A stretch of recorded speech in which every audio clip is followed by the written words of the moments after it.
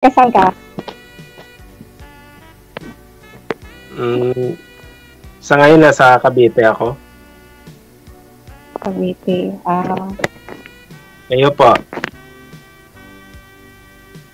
Ano po, taga Davao po ako. Nasa Dubai ako ngayon. Sa Dubai ka. Opo. Gano'n ka na po katagal sa Dubai? Ano po, 3 years. 3 years? Di ka pa nauwi? Ano, naggaling ako nagbakasyon noong January.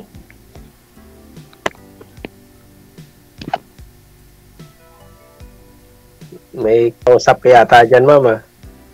Kasama ko nanonood. Iatarap mo yung yung cellphone. Nagbakasyon ng January? Oo. Tapos bumalik ako dito March. Sayang ba? Ba't nung January di ka nagtawag? Wala kang asawa? Wala. Okay, haragot ko. Sana all.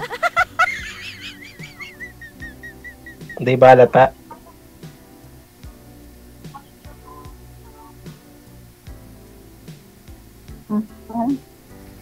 Ano po? Hindi po ba halata na wala? Focus po kayo sa usapan po ninyo, ma'am. Huwag po kayo makinig sa kasama ninyo o manood ng live. Pinapasay ko ako sa kasama. Ma'am, bali, Ilang taon ka na po? pang ilang sali nyo na po ito, ma'am? Pangalawa, pangatlo? Pangalawa po, sir. Kamusta ho yung una mong nakausap? Wala pa man yung na hiwalay talaga sila. Wala na kami noon. Aha, hindi na ho kayo nag-uusap pa? Wala na sir, yun lang time na noon, mga ilang araw tapos wala na. Okay. Binablock ko na yun. Baka hindi pogi.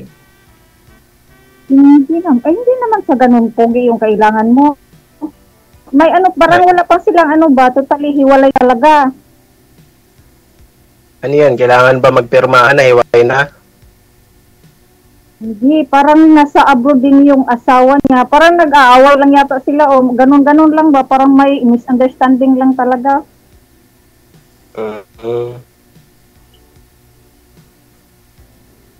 Ilang taon ka na po? 42, ikaw. Magpo-40. Mas matanda pa ako sa'yo. May mga anak ka, wala? Isa. Ilang taon na? 11 na. Bata pa pala. Ikaw po ba? Ilan ang anak mo? 3. Malalaki na. Graduating na sa college yung panganay. 3rd year na yung pangatlo at saka yung bunso ko, grade 12. Grade 12 na. Ilan yung babae? 2. Yung panggitna, yung lalaki. Ba't kayo nag-iwalay? 3 na pala anak nyo. Wala talaga Hindi na magkasundo. Marami ng mga dahilan. Minsan pa maraming... Tagasan ba asawa mo? Saka doon lang din sa amin. May may ibang sinakasama na yon. Matagal na.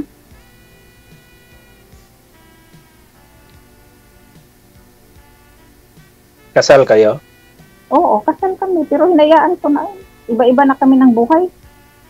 May na kami. Nagpirmahan na kami. Wala kaming Pirmahan, wala namang annulment sa Pilipinas. Wala naman talaga annulment. Pero lang ba, yung parang wala na kaming pakialaman, kami, pero wala talaga, hindi ka pwedeng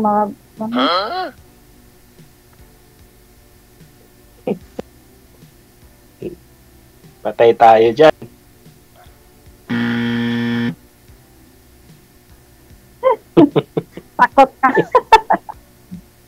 Hindi naman sa takot, ba't ako matatakot? Eh, lalaki ako.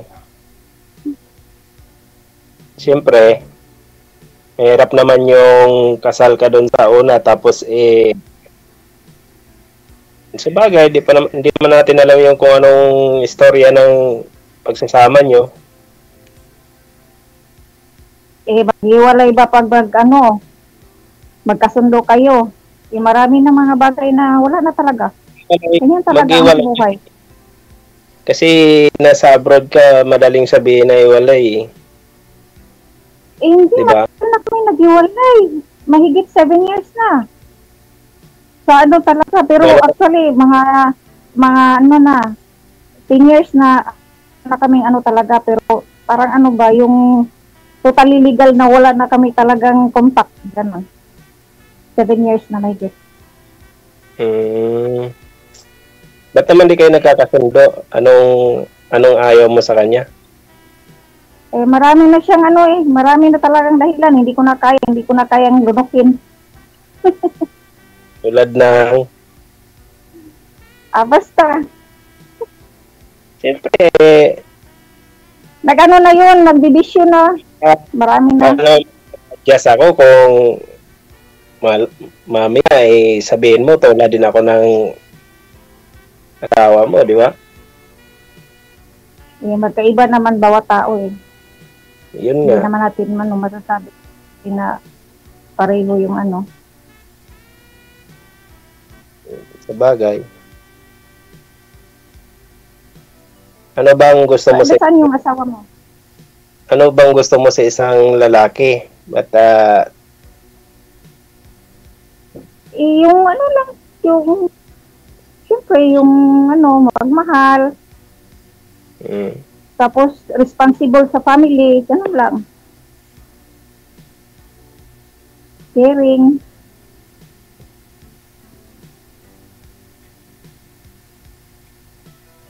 Kabakasyon mo lang pala sa Pinas, no? Oo. Kababalik ko lang, 6 months pa lang ako dito. 6 months, di mahaba na naman yung lalakbayin mo dyan bago ka makabalik ng Pinas. Oo, ganyan talaga, for the future. Para sa mga anak, no? Oo. Kasi ako lang ako lang nagsuporta sa mga bata. Hindi naman yung nagbibigay yung tatay nila kahit ito.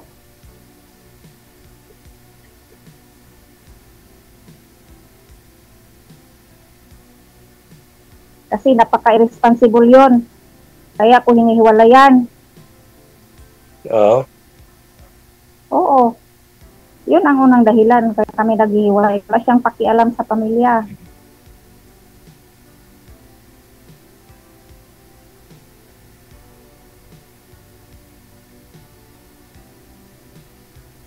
Sa bagay. Mahirap talaga magsama pagka marami ng lamat, Kawawa ng mga bata talaga. Oo, mas mabuti pa wala na talaga. Wala na lang para wala kang isipin na may tumutulong pa sa'yo. Yung ganon. Mas mabuti pa, wala na. Parang, na siya, baburahin mo na lang sa nyo na mayroon pa kayong Di mo mabubura yun kasi siyempre asawa mo yun Una-una kasal kayo. Oo, kasal kami sa papel. Pero yung yung responsibilidad niya bilang padre di pamilya, wala Ba't trabaho niya? Kahit ano-ano lang trabaho noon. Last Kahit ano-ano lang? Pwede ba yun? Balitaan ko last yung parang nasa pabrika yata ng mga plastic daw yun. Hindi ko na rin hindi ko rin inalam. Bahala siya sa buhay. Ibig sabihin, wala naman ako sa kanya. Hindi siya Mahirap din kasi mamaya yun lang ang kaya niya tapos nagahangad ka rin ng mas higit pa, di ba? Wala naman akong sa mga bata lang man siya pinatawag ko pa nga siya sa barangay pag-uwi ko sa galing ako sa Saudi. Tapos Mahirap din kasi yun. may pinirmahan na siya na suporta sa mga anak niya, pero ang ending, hindi nagbibigay kahit piso. Oh, kita mo? Ama pa yan?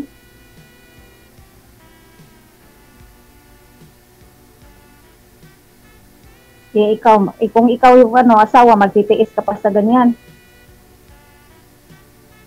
Kahit mga anak lang niya, sana yung kahit kamustahin lang niya yung mga anak niya, wala. Ewan ko, umbot sa Nagpaano langaw. siya sa babae niya eh. Parang hinawakan yung liit niya. Yun lang. Hinayaan ko, bahala sila. Total, kinakaya ko naman yung mga anak ko. Kapalik mo lang pala ng ibang bansa, paano kung sakaling may manligaw sa'yo, may abutin ka ng senior dyan. Ikaw, ano mo? Nasaan yung mo, asawa?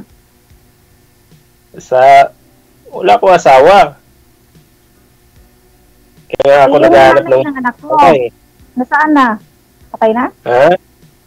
Buhay yung nanay pa? ng anak ko. Buhay pa? Hindi kayo kasal? Hindi. Buti ka lang, hindi kayo nakasal. Asal lang, walang kasal.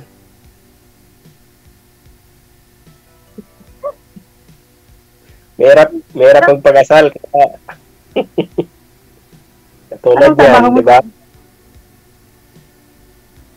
Kung anong magandang hanap buhay, karinderya.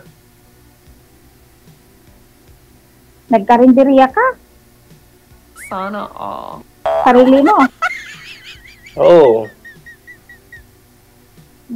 Okay na yun. At least may papagitaan ka.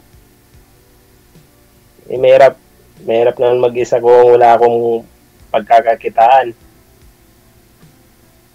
Kaya nga, dapat lang talaga. Hirap may anak ka rin. Kaya nga naghahanap ako, nagbabaka sakali ako rito, baka sakaling may makatuwang sa buhay. Tulad ngayon, taglamig na naman.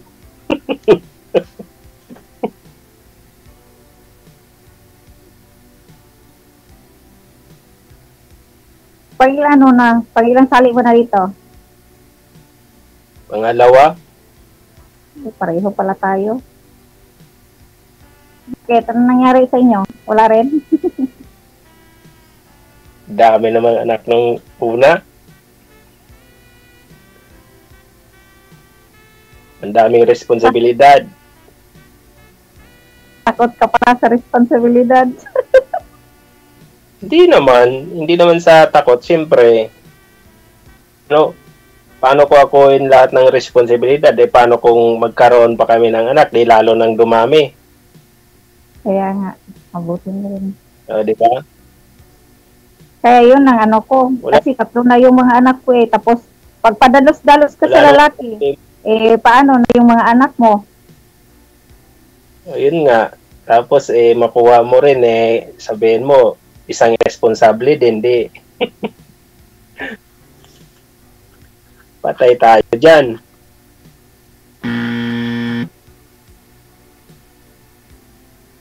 Wala naman problema sa anak. Siyempre, yung kaya lang. Oo, kaya nga. Wala namang patapusin ko na yung mga anak ko. Wala namang imposible kung nagtutulungan, di ba? Sabagay. Alam mo naman ang buhay ngayon, buhay mag-asawa, puro duda. Magduda lang pag may Pag magkasama kayo, Katulad niyan, LDR, di ba? Paano makapaghanap buhay ng maayos kung puro pagdududa? Iwasan mo yung pagdududa mo para bawas nakaka-stress lang din yun. Depende naman yun sa inyo.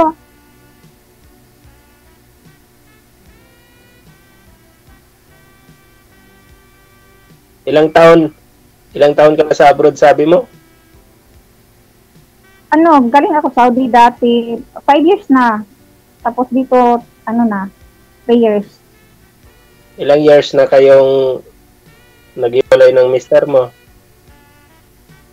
Yung wala na talaga kaming 7 years na mahigit. Kaya matagal na kaming walang wala na kami nagsasama, mga 10 years na. Pero yung mga taon na yun, uwi pa siya minsan sa bahay kasi may mga anak kami, hindi pa totally Pero pag 2018 wala na talaga kami hindi na siya umuwi, ganun.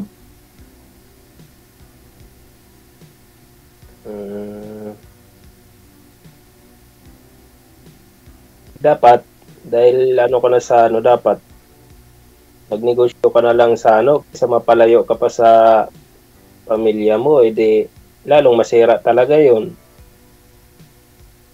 Hindi pa naman kailangan pag magnegosyo kailangan kapital. Sa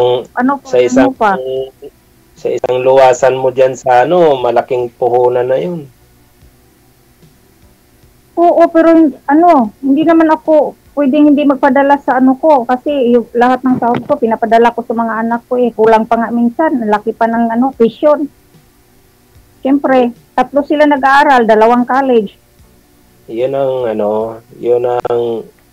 para sa akin na hindi dapat na lahat. Dapat tiisin mo rin na may matira sa'yo kahit konti para naman pag natapos yung kontrata mo dyan, may pangsimula kapag uwi. Okay lang yun. Ano pa naman? Kaya ko pa naman magtrabaho. Mapatapos ko pa yung mga anak ko. Kasi hindi naman kalakihan yung sinasahod ng OFW Oo nga. Kaya nga yung sahod ko para lang sa mga bata yung mga sahod ko.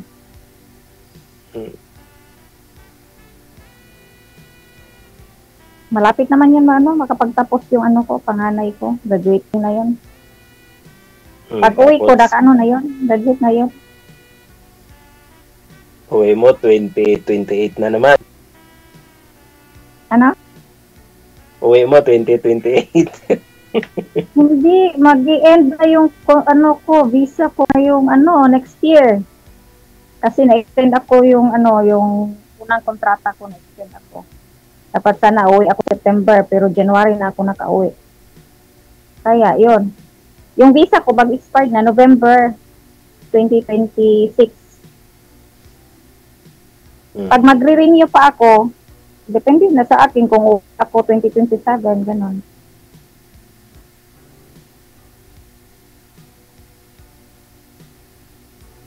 Tanong ka. Naboboring, nakakatulog na tas PG, Na dyan? My God. Na pala dyan. 9 na dyan. Alas 5 pa dito alas 5:43.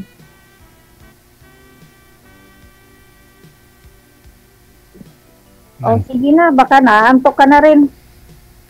Kanina pa nakahiga. Sir DJ, natutulog ka na nga Sino ho natutulog, ma'am? Si Sir yung nakahiga, hindi ako, nakaupo dito Siya yung natutulog. Sabi niya natutulog. Baka siya, naantok na siya, Sir DJ. Sige, maraming salamat sa inyo. Good luck. Sige, sir. Bye. Salamat po. Okay. Check this out.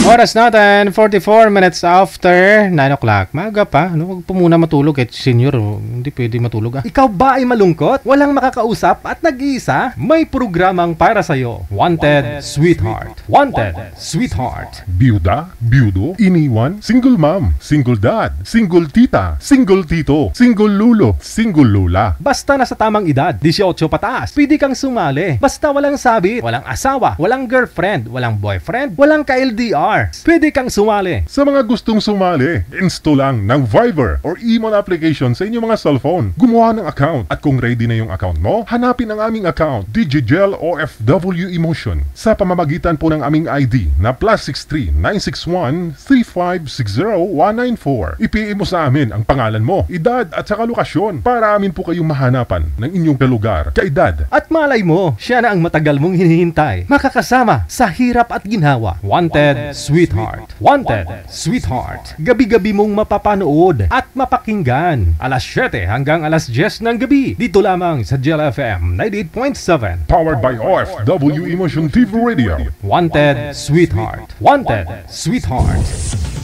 Paalala, mag-ingat sa mga scammer. Check this out.